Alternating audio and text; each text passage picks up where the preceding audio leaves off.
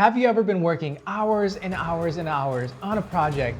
You're on version 32 and you've sent your client final V3 and you get feedback that says, yeah, but can we make it pop? So you take a step back and you're like, what the am I doing?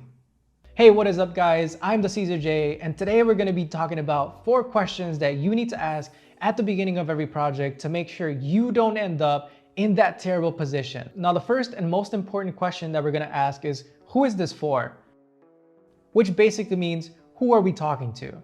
If you're working with an existing brand, then this usually will be their customer profile that they already have. However, if you are working with a new brand or a new client that you're not sure of, they may not have this already. And so this is something that you will have to figure out with them and help them determine at the beginning of the project. Now, this might seem like a no-brainer, but you'd be surprised the amount of times that you get an email or an inquiry for a project and it doesn't have any of this information of who the audience is and who it is that you're speaking to. And if I happen to get a general answer, I always dig a little bit deeper and ask follow-up questions, because the goal of this question is to be able to visualize who this person is that we're talking to. The one exercise that I always give myself is to try to imagine who this person would be, and if I were to be able to point them out just out and about. And if the answer is no, then I have to ask some more follow-up questions to feel more confident about that. And if it is, then that's when I can move on to the second question, which is, what is the design saying? And by what are we saying, we're trying to get a deeper answer than just a company telling you, we're having a sale, we need to make this. Because a sale really is just, it's more about the company than it is about the customer. So asking the question, what are we saying, is important, but I think the most important part that you want to get from this question is specific details and benefits for the customer, not just the company. Like I said, a sale is more about the company than it is about the customer. Let's find some actual benefits and some emotional things that the customer can connect to that will ultimately make them interested in the product and might even can make them consider buying it. And you can't just get somebody to buy something or to be interested in something by simply advertising price or by just simply saying that it's on sale, because that doesn't work anymore. What works now is having conversations, touching on specific pain points that people have and addressing how your product might be a good solution for them. And if you can get detailed answers on this question, then you're gonna be in a good spot to have a lot of tools to better craft your messaging and to make your design much more appropriate and appealing to that ideal customer. Okay, so the third question you're gonna wanna ask is, where will this live?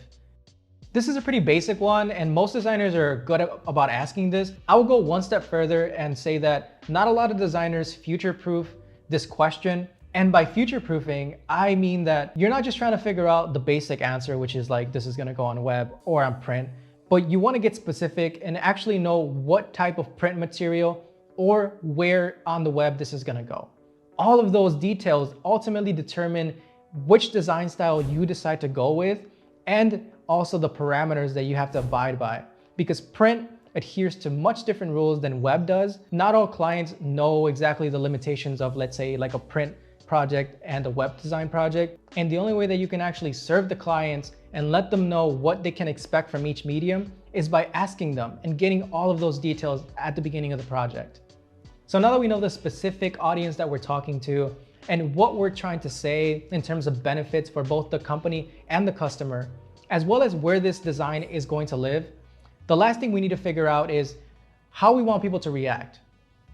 This point will be directly impacted by where this is gonna live, because if you are creating something that is gonna be digital, then somewhere in that design, there will most likely be a sort of call out, like a button or somewhere where people can click to get redirected and learn more about your product. And if you're going on print and you live in the US, then you probably have already known how much QR codes have become so popular in the past few years just because of everything that's been going on. And one of the go-to call to actions for print products is now a QR code. And so you're gonna wanna be able to know, like, what are you putting on that QR code? Some people still put like phone numbers and web addresses and other types of contact information even after a QR code. But it almost seems like within these past few years, people are already kind of trained to look for the QR code if they want to learn more on printed stuff. So that's something that I really like that these past few years have introduced.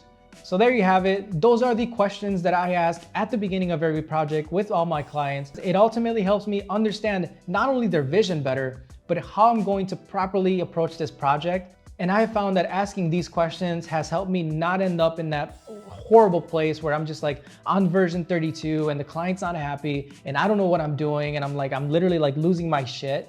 And so you're gonna wanna know exactly what it is that you're making, who you're making it for, where it's gonna go, and how you want people to react, because design is a conversation. It's not just a one-way conversation.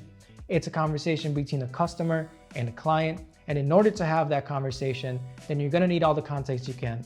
So that's it for this video. If you liked it and found something useful, then definitely let me know by leaving a like. And if you're a designer and you ask a question to your clients that I didn't mention in this video, I'd be really interested to know what that is. So let me know in the comments and I'd be happy to take a look at it. I've been the CesarJ. If you're a designer, ask more questions. And as always, think smart, look great.